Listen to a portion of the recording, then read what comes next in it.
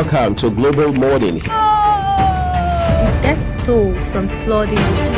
Most time our politicians just bring in policies too, for sure. Incidentally, we have several more stories. The legislature was carefully crafted to 22.2% inflation rates as of April this year. What does that say about where we are as a country? I think Nigeria has resorted to being resilient. Before you call a police station, before they even leave, they'll take permission from. I don't think there's really anything on ground to improve. We struggled with ASIS strike. The Minister of Education volunteered and said, give me 2 weeks. It was a lie. The president never gave me any deadline.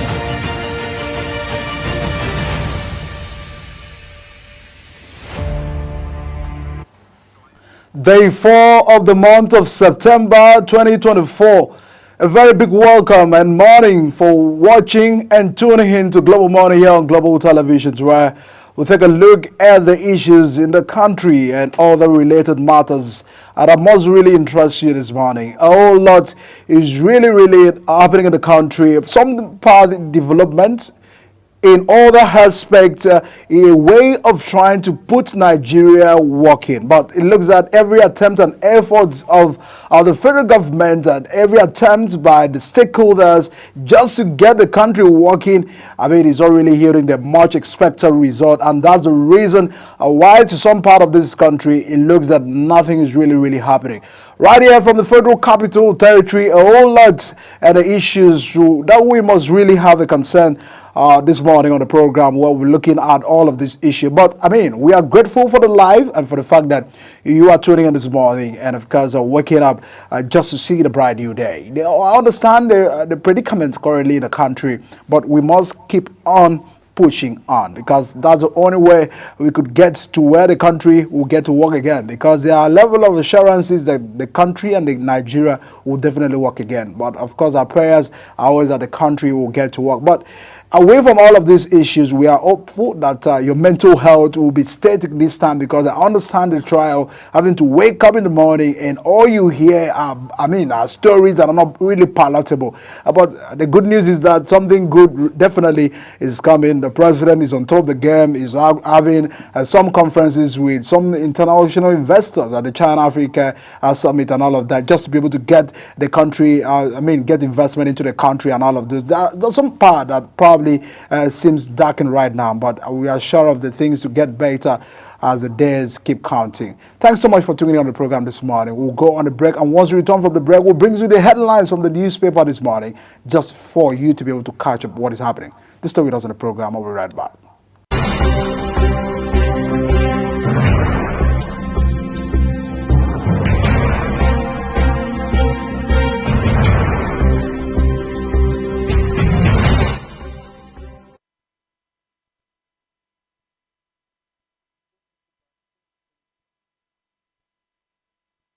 Global Morning is your ultimate destination for engaging political and economic matters. I am Uyi Agmofrebe. And don't forget to include social discussions. Tune in every weekdays from 7 a.m. to 10 a.m. I am Queen Agaba.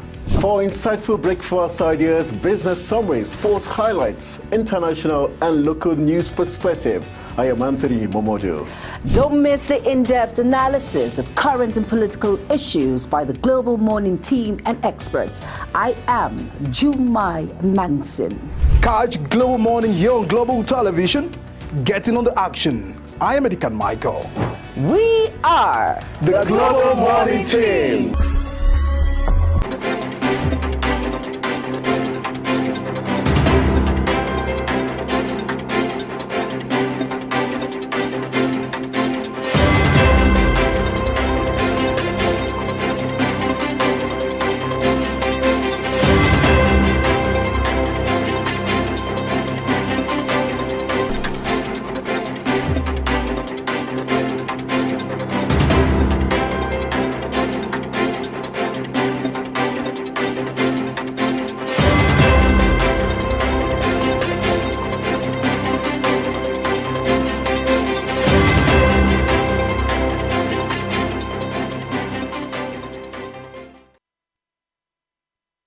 Thanks for still staying with us here on the program.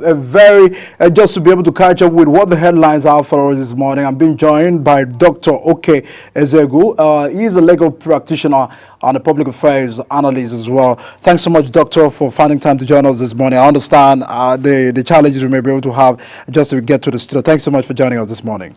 Good morning, and nice to have me here. Thanks so much. A whole lot is already happening in the country, but let's just be able to look at what the headlines really have for us this morning. Let's begin with the New Telegraph.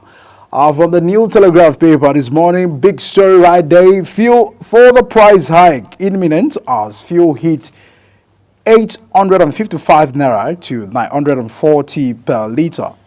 And a writer to the story is why NNPC Limited sole buyer of Dangote PMS. Alright, sources. I also have FG faces backlash as NLC accuses Tinubu of betrayal and demands reversal of electricity and the latest fuel hike. Accept blame for fuel crisis, Obi tells federal government. Dangote refinery present first fuel sample. And as a writer to the story, we also have a couple of fire trades invite Wike for questioning. PDP governor tells security agencies. A writer to the story says ex-governor's remarks irresponsible. And we also have killings. Deputy Defense Minister, military chiefs hit Sokoto. That's on page 48 of the New Telegraph. We also have a couple of other reactions. The police arrests suspected hiker for leaking federal government classified document. Also have telecoms workers threatened strike over the anti-labor practices. A couple of other headlines of big stories. You can actually get the paper as well as to catch up with much details we have right here on the paper. Just before we get into the conversation, let's get to Doctor. Now, I mean, a whole lot's right here in the headlines, but let's begin with what is really troubling the country right now, Doctor. The hike, some says 855, some selling 940. But in real sense, many Nigerians this morning are buying fuel at over 1,000 naira, some 1,200. And the most sadden part of this is that it's not even available, Doctor. It's a very sad situation, I must tell you. On my way to the studio, I couldn't really assess my way because the whole roads were flooded with vehicles. The long queues. Long queues in filling stations and all of that. I should think that if anybody is going to increase the pump price of petrol, there should have been some steps taken to ameliorate the backlash, because obviously it becomes more worrisome when the price is increased and the products are not there. Because that's the picture I got this morning on my way to the studio. Because if the products are there at the stations here and there, at the filling stations here and there, I'm sure within hours, we'll begin to adjust in our usual way, because I have always believed that Nigeria is one country that our shock absorbing system is fantastic. I mean, it's unequaled anywhere in the world. It comes like a heat, it's like torrents, and before you know it, we're in there. But I'm worried because we're having discordant tunes. Last night I read where they said, on telly of course, that one government official was saying he never directed the increment. The Minister of Petroleum. The Minister of Petroleum, apparently Henneken Lukboburi or something. He said he never directed it. So who did? But there is one significant thing there. NNPC, as far as I'm concerned, is the mouthpiece of petroleum industry in the country. I mean, anything they do sends all the signal. So if NNPC adjusts their prices, as we've seen, because in reality, away from the papers, that's what we are seeing right now. Who exactly are we going to be taking these orders and directives and instructions from?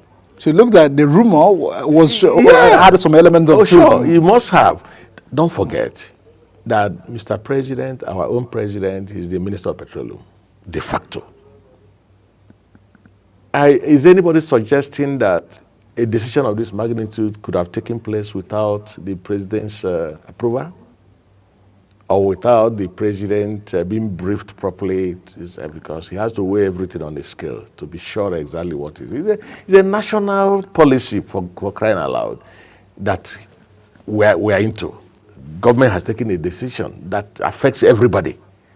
So I will be surprised if Mr. President did not key into this before NNPC got into the adjustment of prices and all of that.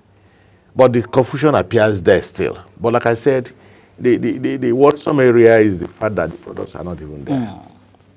It looks some people are holding this product. I mean, some of the marketers and owners of filling stations. Well, probably they're waiting for the price increase. Well, if they are holding it, it still sends wrong signal about our procedures, about our system.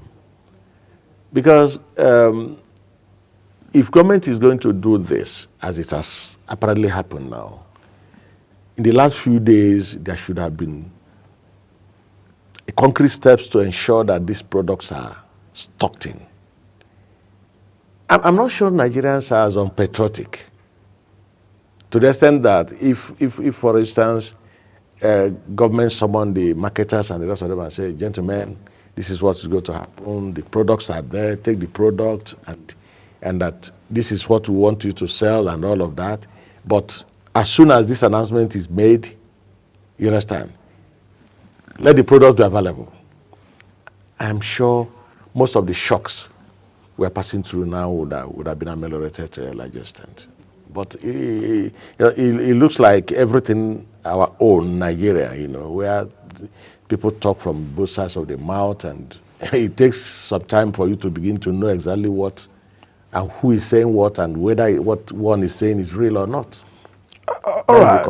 I mean, one of the writer to the story says FG faces backlash as NLC accuses Tinubu of betrayal. I mean, when you look at the negotiation that bettered the new minimum wage, you understand that the president, during the meeting, the last meeting they had, he said the reason why you have to accept the 70,000 is because I'm considering the fuel.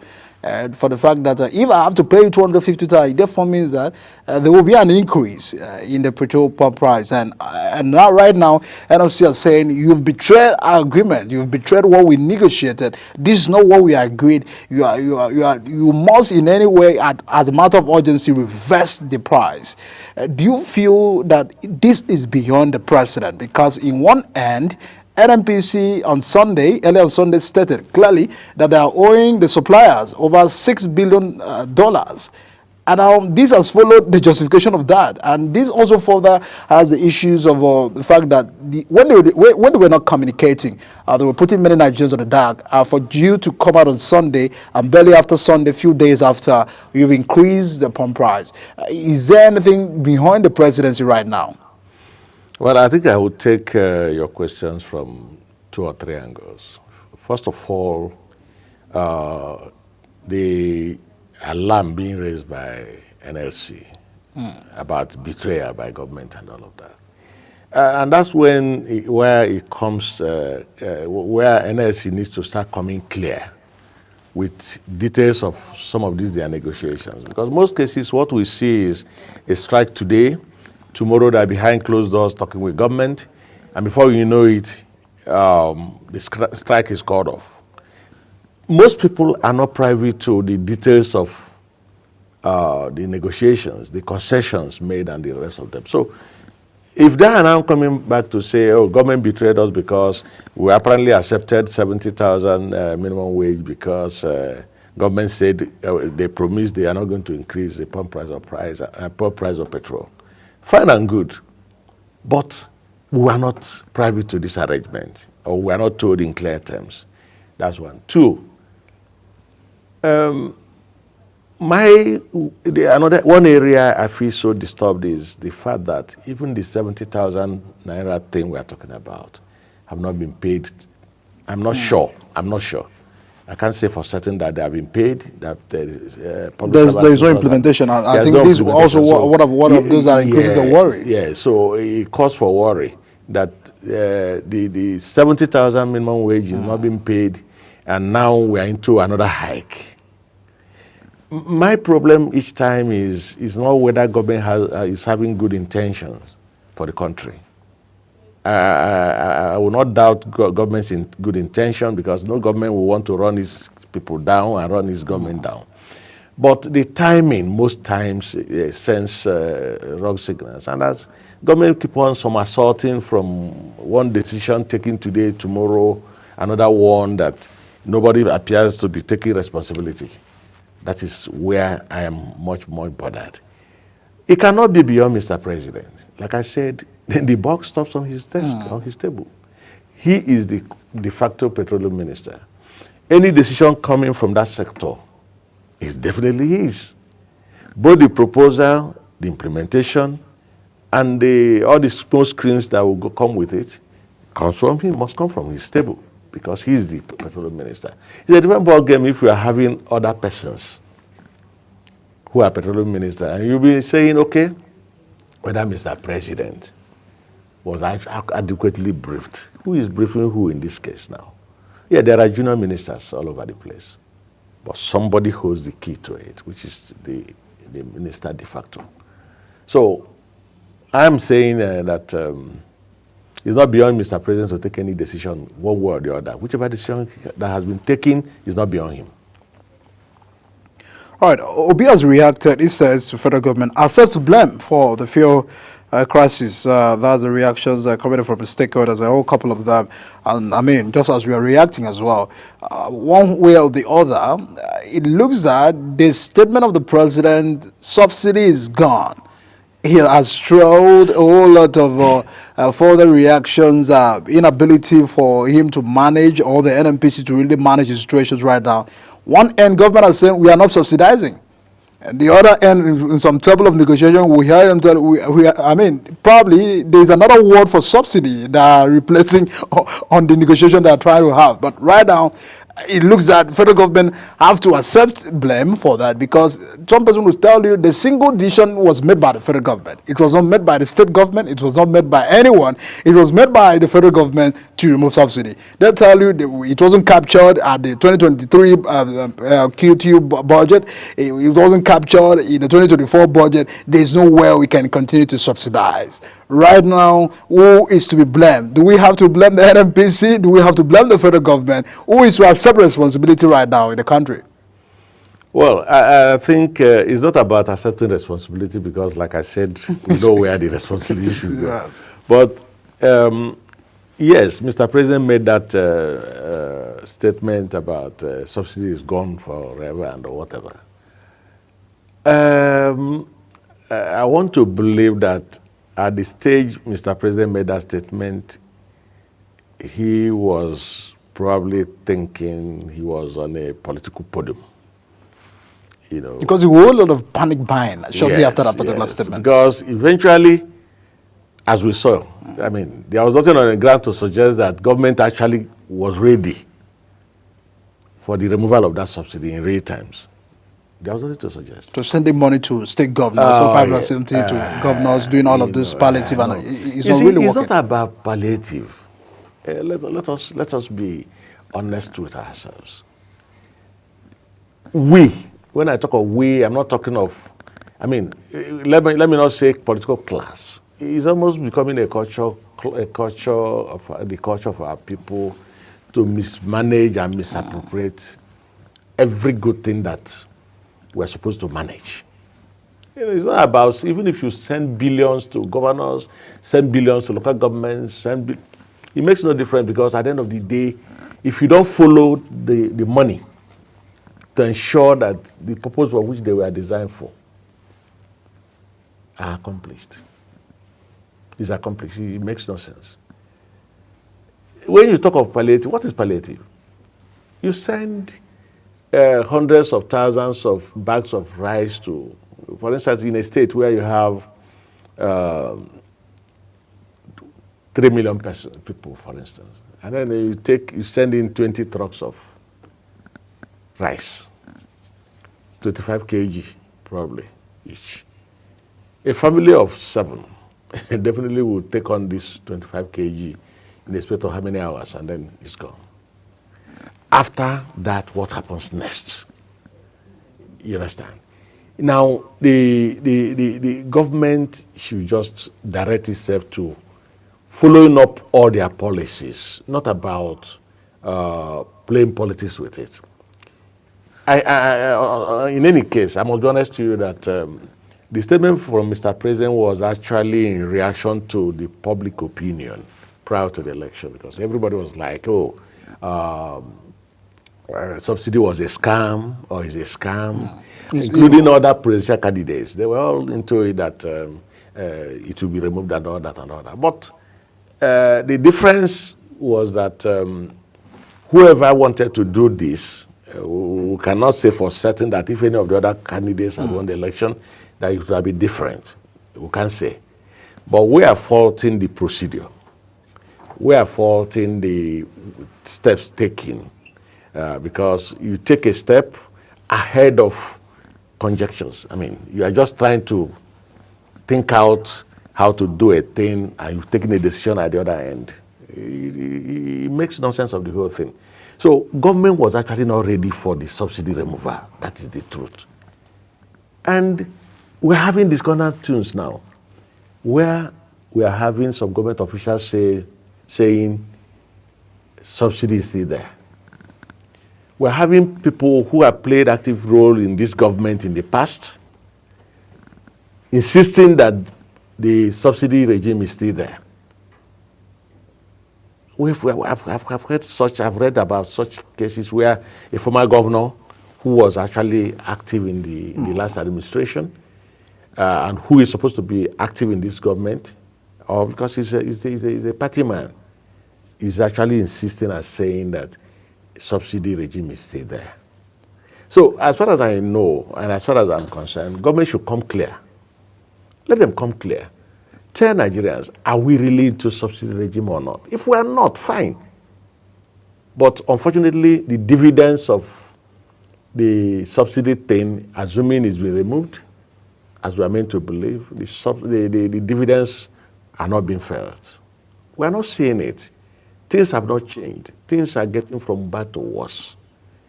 And I'm sure they need to go back to the drawing board to begin to tinker with options here and there. Because it looks like most of the things we are seeing are just experiments.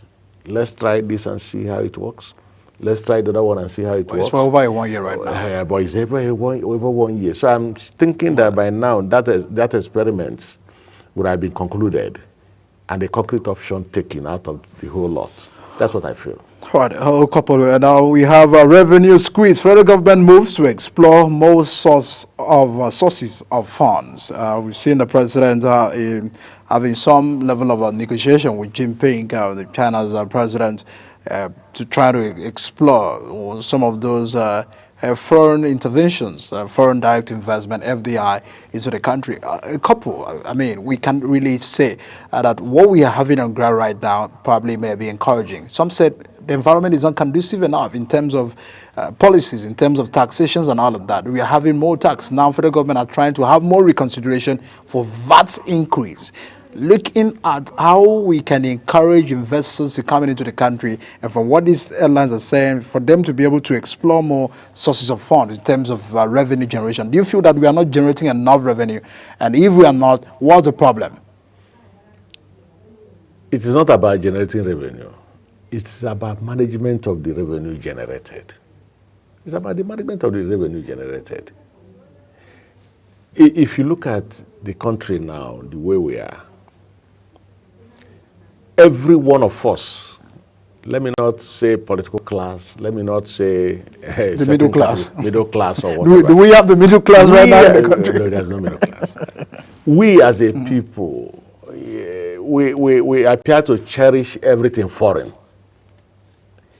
And that's why we've gradually subjugated our currency to a second-class item in our monetary policies, whereby many of us will prefer to stock up our investment in dollars and the rest of them. Let me tell you something. As long as factories are not built, constructed, cottage industries are not there, individuals who are innovators and creators are not being encouraged, to come up with their whatever they have innovated and created, but rather people will sell off whatever they have and put their money in dollars, waiting for the time for it to appreciate. We're not going anywhere. It has almost become a national norm now that instead of wasting your time going to build factories and the rest of them, you just go and put your money in dollars and wait for it to. So you now begin to ask, at what stage will anybody take a drastic decision that will make Naira appreciate? If all of us are into this foreign exchange thing. That's one. Two, when you're talking of direct foreign investment, in international economic law, it is not about attracting it. We have already seen some embarrassments by foreign governments. China, for instance, we are seeing what is happening to some of our properties in London. They are seizing them and all that. And you begin to ask, yes, we succeeded in probably attracting that investment to us. But how come that we are not tidied enough in terms of the legal framework governing such investments? Because China or whoever must be holding on to something that Nigeria cannot really wash their hands off it before they begin to seize our property. And by this, I'm thinking that government should brace up with their lawyers to do a more thorough job. I mean, the way and manner some of these agreements and contracts are reached, and somebody will just come and say, okay, fine. We have now entered into an agreement with this country and all that to do this for us, to do that for us and all that, without definitely studying the provisions of such documents. It calls for questions. All right. Two, I'm feeling that in most cases, most of these investors who are doing business with, they choose where they want to domicile. For instance, somebody knows that if you go to maybe, for instance, London or wherever, and then they know that if they're in London, they do business with us. If there's a problem tomorrow, they will now tell you that they will not go to court in London. You understand? Knowing fully well that the law there will protect them and all that. In most cases, they don't even do business in such countries where they appear to domicile, but just for the purpose of future litigations. And that's what we are seeing. And that's why we are being embarrassed here and there. So it's not about attracting it. Mr. President can always attract that. But we must be very thorough in our negotiations. We must be very thorough on what we put on paper and the signatures, things we attest to and all of that. Absolutely. Let's move over to the Nation newspaper. Big story on the Nation this morning. Why NNPCL filling stations adjusted prices. That's coming from an expert. You can see these on page 26 of the Nation newspaper. We also have others. Our reforms will lead to economic growth, says Tinubu as I just signed MOU. Court orders arrest of Britain, orders for alleged incitement of mutiny. These on page 29 of the Nation newspaper. Otodola hails Tinubu on commencement of petrol production at Dangote Refinery. We also have Dangote Refinery petrol ready for sale at fuel station. PMS rolls out 650,000 barrels per day planned. LPCL to determine product price. Now, let's just quickly get to interact on the Nation. What is really troubling right now is the fact that NNPC are out. Dangote Refinery is out. They said we are ready. We have the products ready. We can even hit the different stations. We can hit the street. We can sell. But then they're waiting for NNPC to determine the price market. And this is not going well with Nigerians, because Nigerians were expecting who have, Dangote trying to compete with the ones that NNPC are importing into the country. Do you feel that having to rely on NNPC for a price will also, really create no differences in the country in terms of the petroleum sector? Well, the problem is this. We already have a wrong signal from government, of course. See, when Dangote refinery thing came up, the expectation was that as soon as it come upstream, people can now buy fuel at cheaper rates and all of that, and you can now find fuel wherever you go. You can find fuel and all that. That's another. I'm not in a position to determine exactly the operations because I'm not an economist or a petroleum sector person. But I know that the whole essence of refinery for a country is for domestication of these products, to the extent that the people themselves begin to reap dividends out of it. And part of these dividends is ease of getting these products, and probably at a cheaper rate. Because you have to sell in Naira. Yeah, because we have to sell in Naira. Now, we are looking at a situation where, yesterday I read again, where they said it is only NNPC that can access Dangote products directly. So every other person will have to fall behind NNPC. We're talking of free economy, is it not? Free capitalist economy. If every other thing is being floated, why can't the Dangote refinery operations, buying and marketing and the rest of them be floated, so that businessmen who can afford can go there, buy these products, and then sell in the outlets? Why must we still revert back to NNPC, where a lot of things appear to be shrouded in secrecy? Especially, it doesn't look like Nigerians trust them that much in their management of the subsidy regime and the rest of them. And we're now going back to them to begin to creep behind them. So it sends some wrong signals, and I don't know how government can come clear on that. All right, let's now quickly head to Daily Trust newspaper. Big story right there. And NLC and Nasima others demand petrol price hike a reversal. Right at you the story on the Daily Trust. Increase will hurt businesses and worsen inflation. Citizens urge government to reconsider. Dangote refinery rolls out PMS in silent and cost. Provide solution to power crisis, NEC tells discourse. We also have, we are in Sokoto to eliminate bandits. Matawela. And bad governance protests, court issues arrest warrant against Britain and others. We also have Yobe buries 34 victims of ISWAP attack and terrorists gives reason for killings. That's a couple of right at you. That's reactions that the victims right there were buried at Yobe. I also have Shetima, Atiku, Baru, Obi, others. Tron Kassina for Yaradwa's mother burial. Emir Sanusi provides solution to Fulani crisis in Nigeria. China signed MOUs as Tinubu meets Jinping. That's on the Daily Trust. But let's just pick a lot of issues right there in terms of insecurity. Around the minister has said we are in Sokoto to eliminate bandits. A few days ago, the president had given an instruction that they should relocate to Sokoto to combat some of these terrorism and insecurity in the country. And some person will say, do you have to send people, the minister right there to the state, to Musa right there in the state?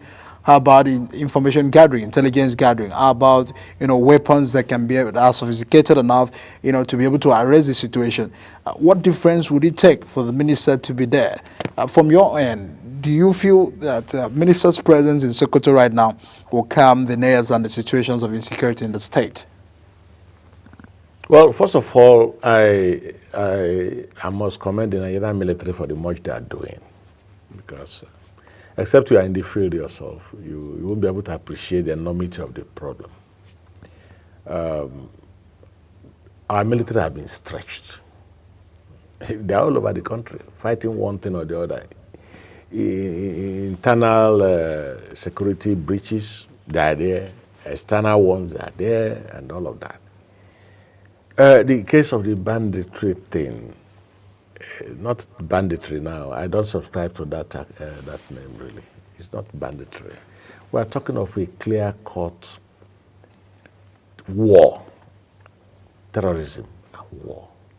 I watched a video a few days ago where one of the leaders of the so-called groupings here now, I wouldn't be able to say exactly who they are, but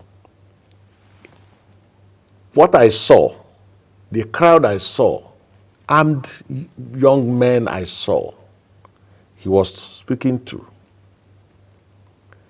it does appear government is underestimating the strength of these people. The picture that is coming out looks like the picture of one person carrying some 4 or 5 boys, you know, trying to cause some confusion in a place and all that. Is beyond that. From what I saw in that video, it's beyond that. How many people makes a brigade in an army? How many people make a battalion in an army? What I saw there is more than, it must be more up to a division of soldiers. Armed to the teeth, not just with cutlass or anything. The best of weapons. And they are massed up heavily in certain areas of this country, and we are thinking we are fighting bandits. It's not true. It is a clear-cut war. So if government is underestimating them, well, it is not in our own interest. 2, I think the movement of the Minister of Defense to that place in one of the sectors,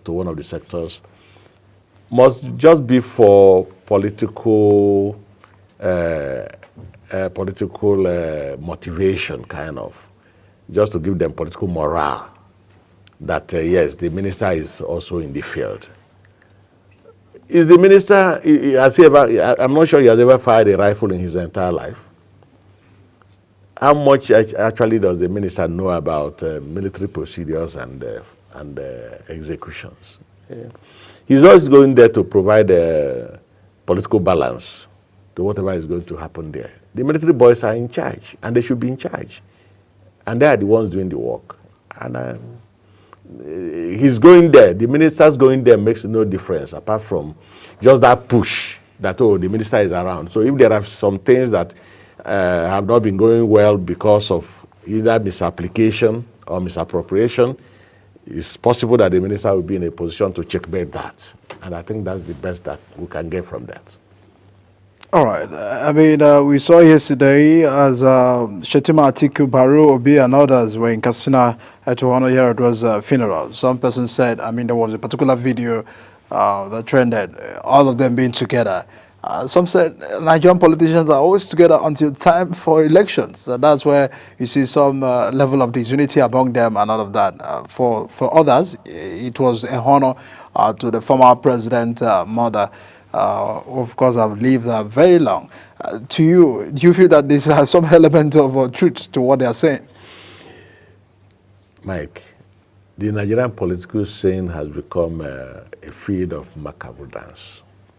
You know, a lot of drama here and there and all that. And I think anytime you feel so bothered and bored, you probably take on some of these political stories and read about them. And sometimes the old videos they made. Oh yeah, just look at the videos so that you can laugh at us. Laugh at us as a people. Because we don't appear serious in what we're doing. There is no party ideology in terms of sticking to your party. Everybody, you know, I should think that the level we've gotten to in this country, we've gotten to a level where real issues are treated in their real terms. And not just because of one phony idea of the president must come from my place. The president must come from the other sector and all that. Now, we are in a national crisis, whether anybody likes it or not. Economically we are, socially we are. on the road in Abuja here, you can no longer park on the street in isolated areas to do anything, or probably walk into an ATM center and without looking around to see that people are around you. Because probably everyone is a suspect. Oh, come on. Before you know it, one person will just come with a knife and jack you up there. That's the level we are.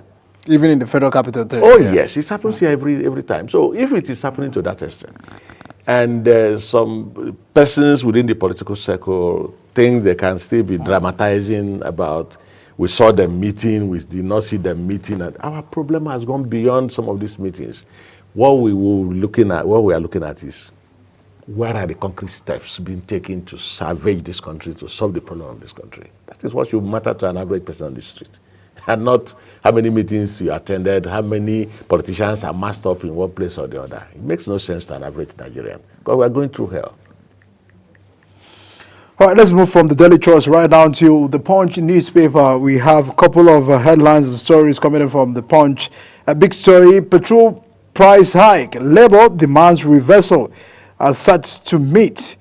Right after the stories, marketers await Dangote refinery pricing template as NNPCL emerges a sole buyer. A couple of other reactions. We can see Dangote refinery and other officials right there. We also have APC-led government who build on Shimola's legacy. That's coming from Edo. The poll for September 21st, you can find out on page 42 of the Punch newspaper. Hunger protests. Police quiz staff over wanted Britain. That's on page 16 of the Punch newspaper. PDP governors knock Wike, say Fubara, Rivers party leader. That's on page 42 of the Punch. Power generation hit 5,313 megawatts. First time in 3 years. Also have the fleeing bog-tugged enlargement doctor now in custody. 34 Yoruba villagers killed by Boko Haram get mass burial. Page 2 of the Punch newspaper. Oyo Monarchs Council's vice chair tackles shown on the chief's Iman, and that's on page 16. A couple of other reactions. You can really get to the paper so as to catch up with the much details. But let's quickly react to very few of them. Issues of PDP, who is the leader of the party in Rivers State. I mean, last weekend we saw former Governor Wike and now the Minister of FCT, speaking, so high and blowing hot against the governors who, according to him, if you are supporting Governor Fubara, you are in trouble because I'm probably going to put fire in your state. And now the PDP governors have reacted. They have said even to security agency, invite the ministers for some questioning because they are threatening that he will put fire in our state. We do not know the information that he has. And some parties said, you are not the governor again. In the PDP constitution and from the arrangement they have, the leader of the party is the governor of the state. It looks that we can't really exhaust these issues in Rivers State politics. From your end, what can you see coming? Well, we've had so much of this Rivers State brouhaha here and there. We've had so much of it, and sometimes you read one story today, you read another, and you can always begin to conjecture that this story came from this camp, this story is from the other camp. You understand what I mean? Now, from my knowledge of Nigerian political history, especially since the Second Republic and the rest of them, the issue of who is the leader of a party in a state there's no controversy there. Except there are internal dynamics that changes that. If there is no internal dynamics that changes the leadership structure of political parties in states, if a state is having a governor, a party is having a governor in a state, I think the leader of that party in that state should be the governor of the state. That's the much I know. That of the FCT minister, Nyesom Wike, and his son, his godson, these are the drama. There are no more father and son right now. The truth of the matter is that, we all accept the fact that he made his governorship thing possible. But I'm also worried that the FCT minister I know will not have taken 1/4 of what he is doing to the present governor. While he was a governor, he was there, effectively in charge. I was not ready to stomach any criticism, not even ordinary criticism. I was not ready for all of that. And he enveloped the whole set, covered the field, and was totally in charge. And so during his time, the idea of who was in charge of the state or the leader of the party was not there. But we're having a situation where we are now beginning to see other definitions of who is the leader of a party in a state where the party has a governor, a sitting governor. So it's all part of the drama we have been seeing all this while. The PDP as a party, I'm sure, must begin to come to terms with the person of the FCT minister. Give it to him, he has all the capacity to do whatever. But it calls to question the integrity of our, the statement about what is going to happen to governors who interfere in the politics of, in the structure of his party in Rivers State, calls to question the integrity of our politicians. Because that, what it means, let me just conjecture this.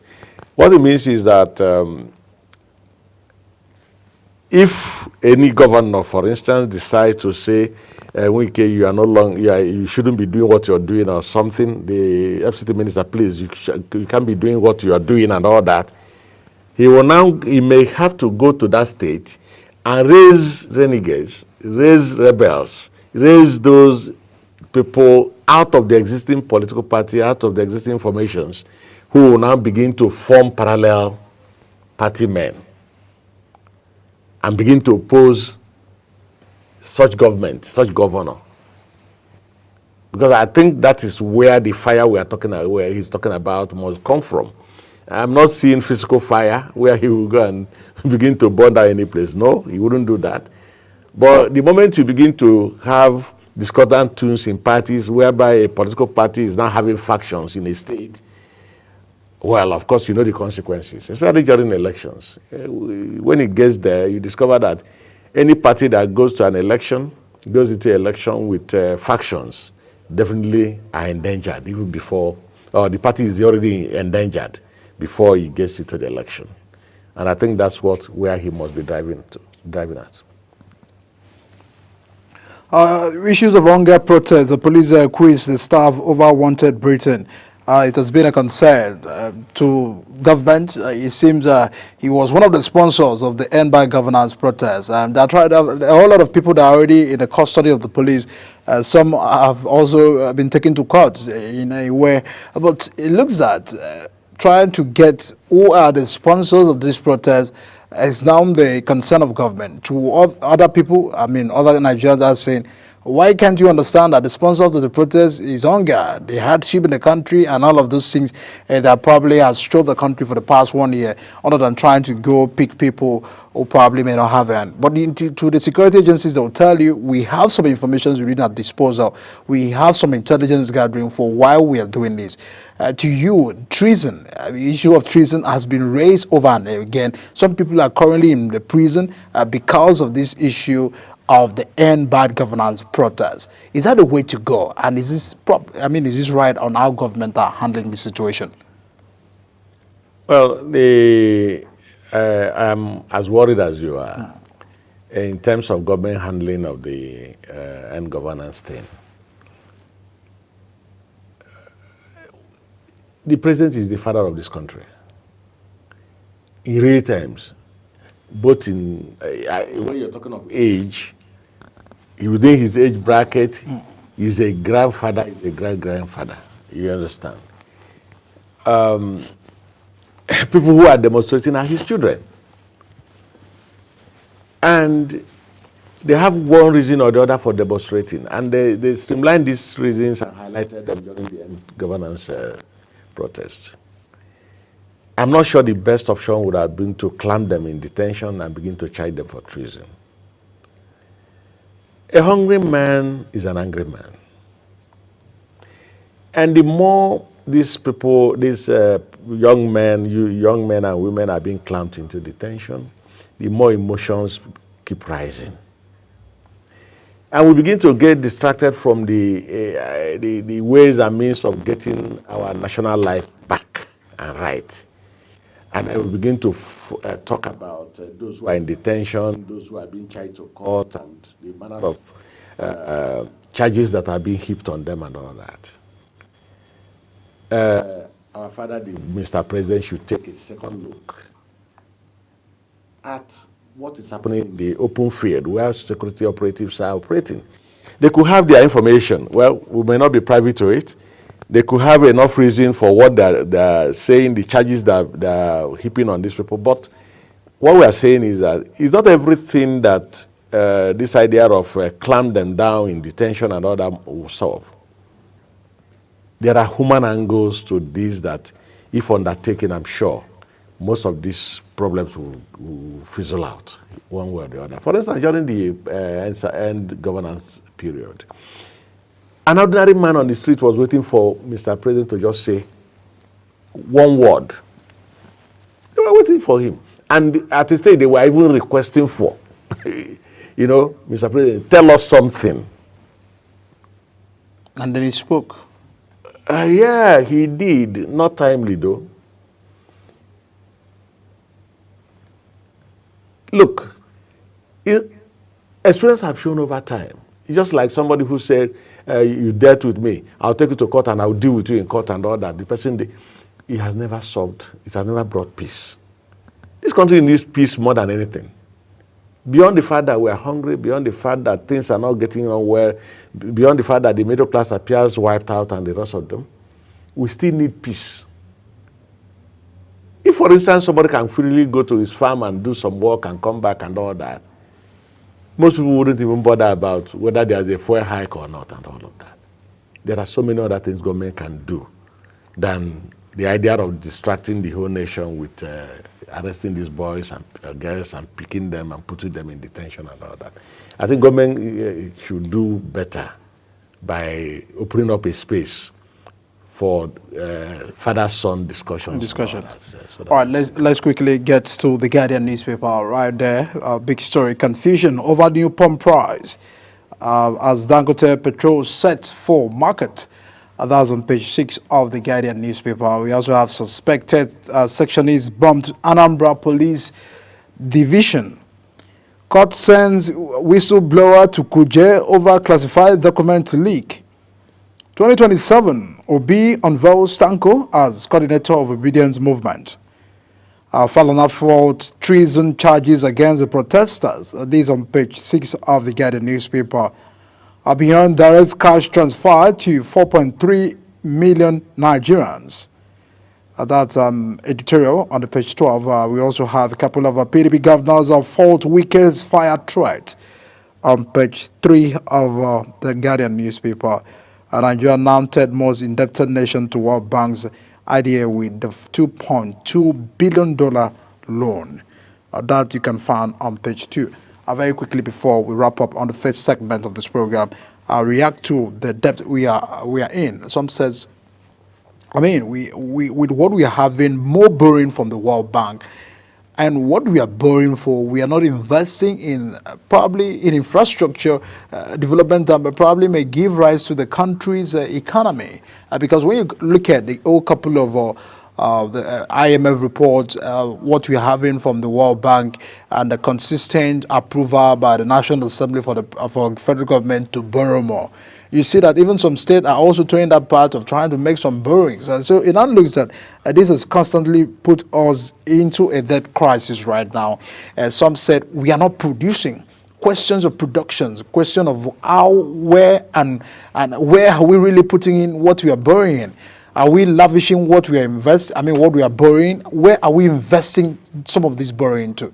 So this is really a problem and a concern about the debt crisis and how we can be able to pay back some of this debt. Are you worried about what we have? Very much worried. I will put you through what I read this morning, where according to the World Bank's financial statements, Nigeria's exposure to the IDA rose by, IDA is the World Bank's International Development Association.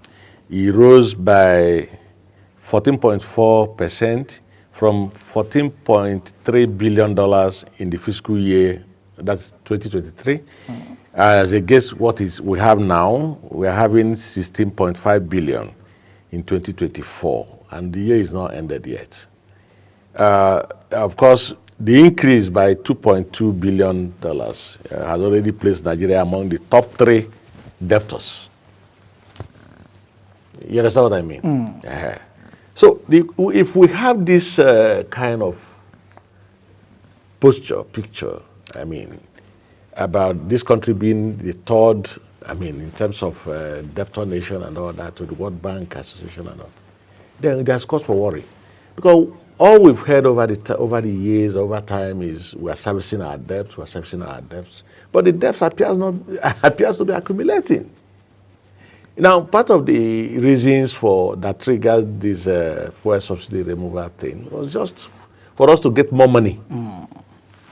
So that we can take care of some of these debts and all that.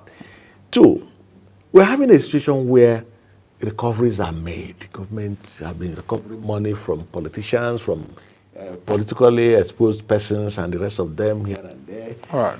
And we are not seeing the impact. All right, Doctor, I'm afraid we'll have to go on a break. We'll come back to these discussions, a couple all of them, but let's get to go on a break. And by 8 a.m., we'll bring you the AM news where Queen will text you on what we have on the news this morning. Please stay with us. We'll be right back.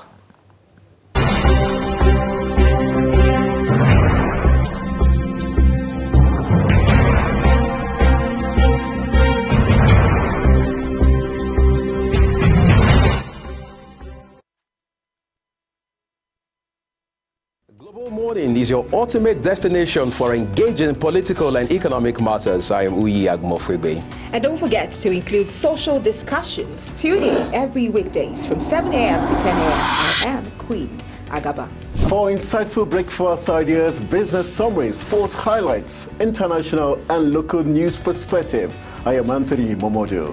Don't miss the in-depth analysis of current and political issues by the Global Morning team and experts. I am Jumai Manson. Catch Global Morning here on Global Television.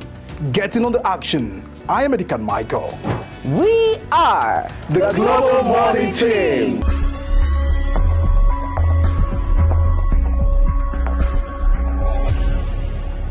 Global Morning is your ultimate destination for engaging political and economic matters. I am Uyi Agmofwebe. And don't forget to include social discussions. Tune in every weekdays from 7 a.m. to 10 a.m. I am Queen Agaba. For insightful breakfast ideas, business summaries, sports highlights, international and local news perspective, I am Anthony Momodu. Don't miss the in-depth analysis of current and political issues by the Global Morning team and experts. I am Jumai Manson. Catch Global Morning here on Global Television.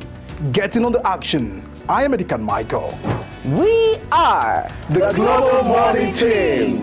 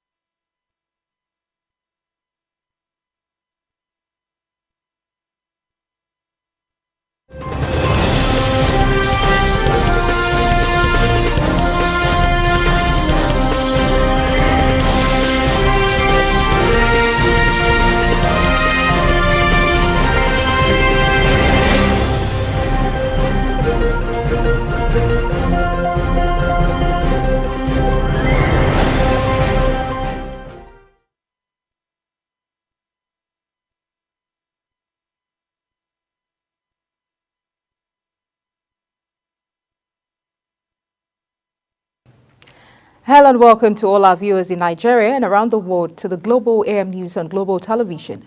We are coming to you live from the nation's capital, Abuja. I'm Queen Agaba. A quick reminder that Global Television is on DSTV channel 365 and free to air on Nigecomsat. President Bola Tinubu has assured troops of the Nigerian army of his administration's full support to crush armed bandits in the country. The president stated this in Sokoto while addressing troops of Operation Hadanri Daji at 8th Division Headquarters, Sokoto State. Represented by the Minister of State for Defense, Bello Matawale, who was accompanied by the Chief of Defense Staff, General Christopher Musa, said the president is very concerned about the security of the country. The member representing Ogbaru Federal Constituency of Anambra State in the House of Representatives, Afam Ogene, has appointed 7 constituency aides across Ogbaru. Ogene stated that this move is in fulfillment of his commitment to delivering excellent service to his constituents. The appointees include advisors, special assistants, executive assistants, and others. Former Governor of Plateau State, Senator Simon Lalong, has criticized the delay in appointing a new minister from the state, urging President Bola Tinubu to address the issue promptly. Speaking at an APC stakeholders meeting at the party's secretariat in Kawa House, Jos Lalong, the senator representing Plateau South, highlighted the state's 7-month absence of federal representation since he resigned his ministerial post to join the Senate. As the race for the top job at the Dennis Osadebe Avenue reaches an intriguing phase and with campaign trains across the 18 local government areas heating up, a chieftain of the All Progressives Congress APC, Pastor Sage Izeyamu, has assured people of the state that the party is determined to implement the local government autonomy program without any delay.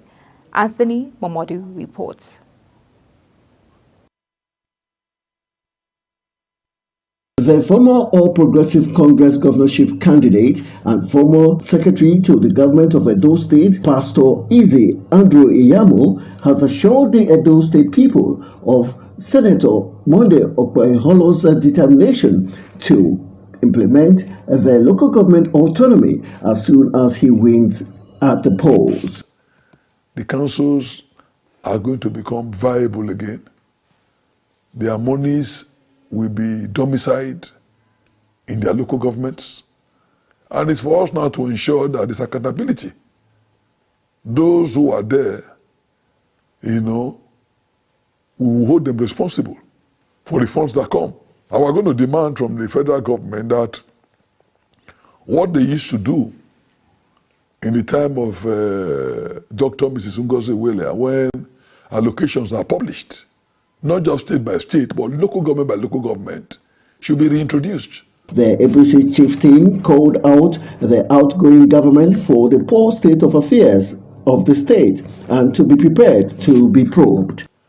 We have had 8 years of very bad governance, 8 years of deceit, 8 years of lies in those states. When you consider the huge amount that has come to these states, and you see the so-called development, it's shameful. Everywhere they pretend they are doing projects, all uncompleted. Contractors not on site because they are not paid. But I want to believe that the Edo people will cry out for justice. Edo people realize that they are being short-charged. As Nigerians warm up to the autonomy given to the local governments across the 36 states of the Federation, it is hoped that the 774 local government areas in the country would experience a new lease of life for the betterment of the people and the nation's democratic journey. Anthony Momodu reporting from Benin City for Global Television News. Oyo State Acting Governor Bayo Lawal declared that the national flag be flown at half-mast in the state for 7 days in honor of the former secretary to the state government, Michael Kuleosho, who died on Monday at the age of 86. Lawal, who led top government functionaries to pay a condolence visit to the family of the late former national chairman of the defunct Alliance for Democracy in his Akobo residence, gave this directive in Ibadan, the state capital. He described him as an astute politician, a reservoir of knowledge for all politicians, and a patriot. Ahead of the Kaduna State local government elections slated for October 19, a coalition of civil society organizations has opposed the reversal to manual voting by Kaduna State Independent Electoral Commission. Addressing a joint press conference, Lawrence Obewe, the founder and national coordinator of Reset Nigeria, and Bako Abdul, the national president of Campaign for Democracy on behalf of other CSOs, also expressed deep concern over the proposed scrapping of the state independent electoral commissions and the plans to centralize local government elections, either under a new centralized body at the federal level or the Independent National Electoral Commission as being proposed. The Abia State government has included plans to train 2,000 master trainers for teachers in the state. The Commissioner for Information, Oke Kanu, disclosed this while briefing journalists on the outcome of this week's Executive Council meeting presided over by Governor Alex Oti. He stated that 200 teachers have passed through the training, while the remaining 1,800 would have theirs soon. He said the Abia State Basic Education Board has screened, interviewed, and shortlisted 40 teachers for training under the Abia State School Enhancement Team program. The management of Tai Solarin University of Education, Ijagun, Ogun State, has rusticated 25 students and identified and indefinitely suspended, 58 others for various misconducts, including forgery, threats to life, examination malpractices, and other fraudulent acts. The university's registrar, Dakbo Oke, disclosed this in a statement. The disciplinary action were recommended by the Examination Malpractice and Student Disciplinary Committee and approved by the Senate of the university at its statutory meeting on July 31st, 2024. You're watching the Global AM News coming to you live from Nigeria's capital, Abuja. When the AM News returns, Victor Osimhen receives hero's welcome from Galatasaray fans. Details of this and more stories after this break. Please stay with us.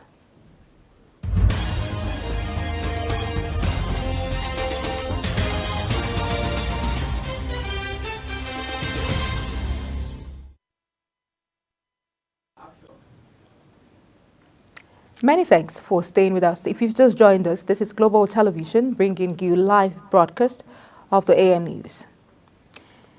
In business, Nigeria has called for a more robust partnership with the United Nations to achieve sustainable agricultural development and food security.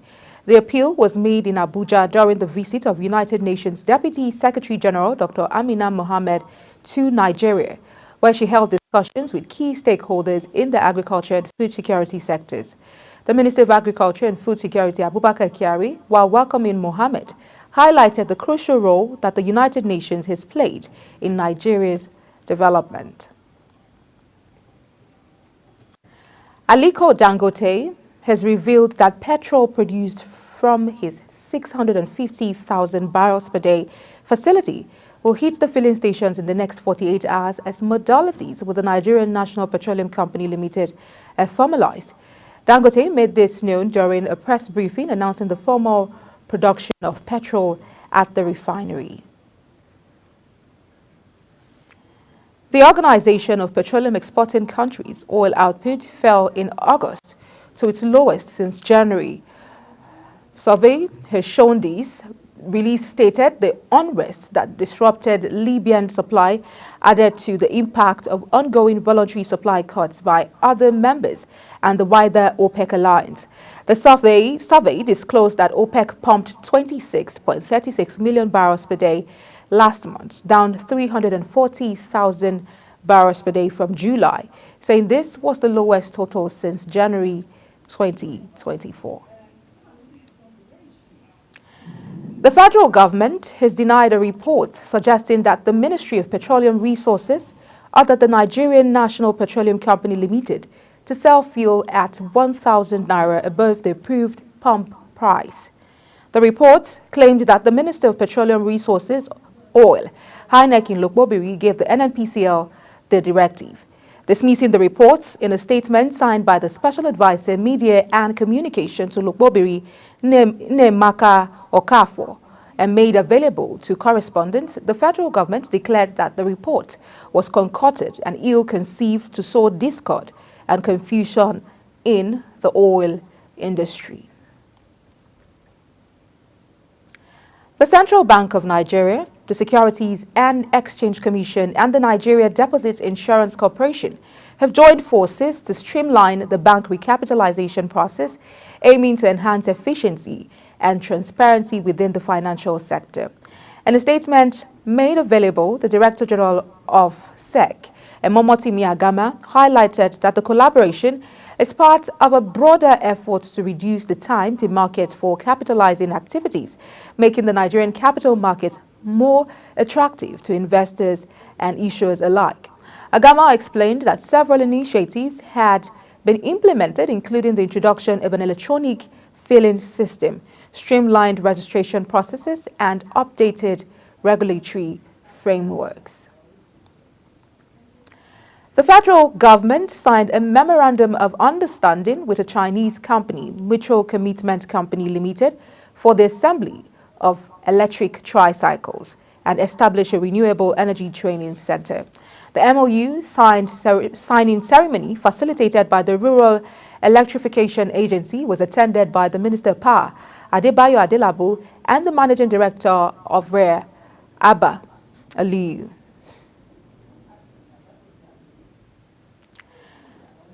The federal government, through the Nigerian Ports Authority, has handed over the Tinkan Island Water System facilities to Sandos Tinkan Water Project Limited after it signed a 16-year concession agreement with the firm valued at 11 billion naira. The NPA disclosed that the concessionaire would use this year to rebuild and rehabilitate the facility before the agreement will officially kick off on September 1st, 2025. Speaking during the handing over ceremony at Tinkan Island Port Complex, the Managing Director of NPA, Dr. Abubakar Dantosho, explained that the concession agreement was born out of necessity, adding that most of the water treatment plants at the ports have gone moribund for decades. On the foreign scene, as African leaders gather in Beijing this week for the Triennial China-Africa Summit, Chinese President Xi Jinping may have one thing under his belt to boast about satellite TV. Almost 9 years ago, President Xi promised the heads of states attending the Forum on China-Africa Cooperation in Johannesburg that China will provide over 10,000 remote villages in 23 African countries with digital TV access. With over 9,600 villages having received satellite infrastructure, the project is now nearing completion.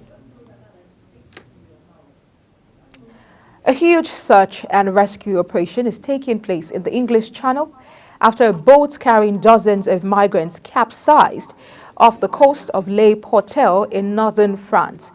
A number of people were believed to be in a critical condition, according to French Coast Guard spokesperson. Emergency services have, however, been deployed in large numbers. Multiple cars traveling in the motorcade carrying Minnesota Governor Tim Walz, the Democratic candidate for vice president, crashed in Milwaukee. Walz, however, was not hurt. The crash happened on Monday, with cars involved were at the rear of the motorcade and were carrying members of the press who traveled with Walz. Reports says they were violently thrown forward after being hit from behind, sending their vehicles into the car in front of them. At least one person was injured.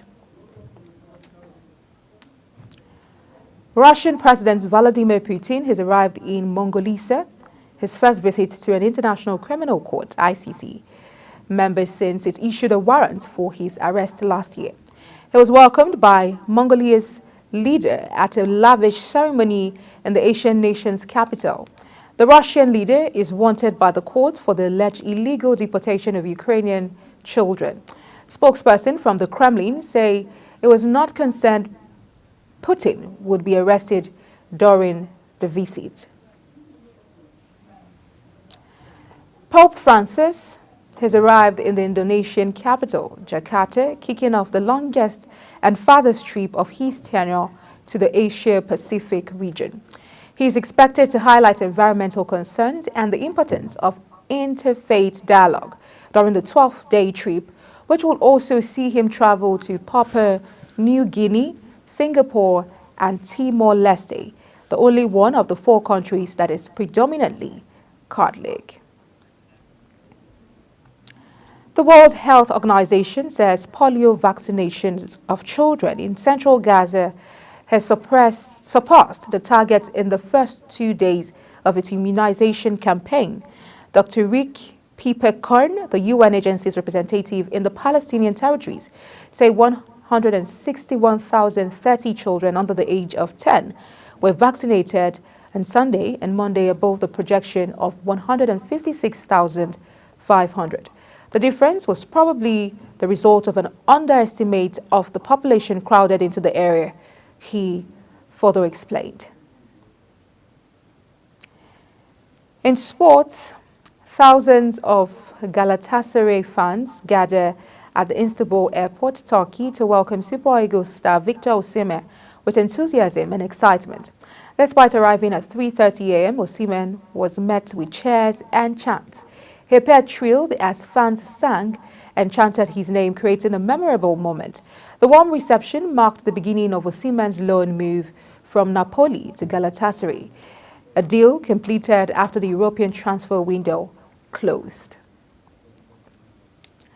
Super Eagles captain William Troost-Ekong, Atlanta forward Ademola Lookman, and England-based quartet Ola Aina, Semi Ajayi, Taiwo Awoniyi, and Wilfred Ndidi are among the early arrivals in the camp for the 2025 Africa Cup of Nations qualifiers against Benin Republic and Rwanda.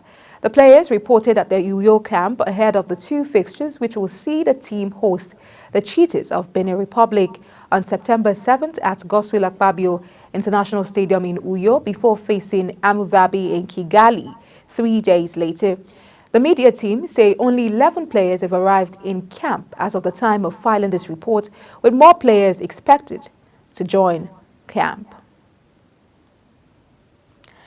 That's it on the Global AM News, and it came to you live from Nigeria's capital, Abuja. We're on DSTV channel 365, Star Times channel 276, and free to air on NIGERIANSAT. Kindly follow us across all social media platforms using @GlobalTVNG and other handles now showing on your screen. I'm Queen Agaba. Thank you for watching. See you again.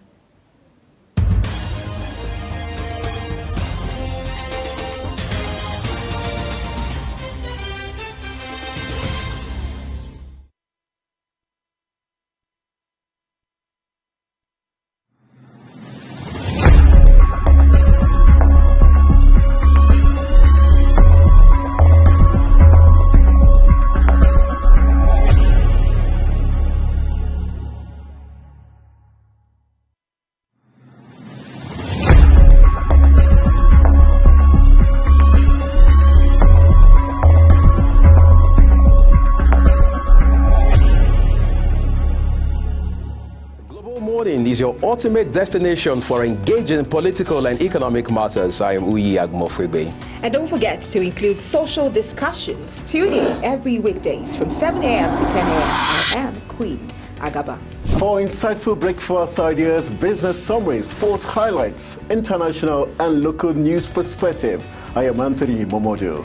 Don't miss the in-depth analysis of current and political issues by the Global Morning team and experts. I am Jumai Manson. Catch Global Morning here on Global Television.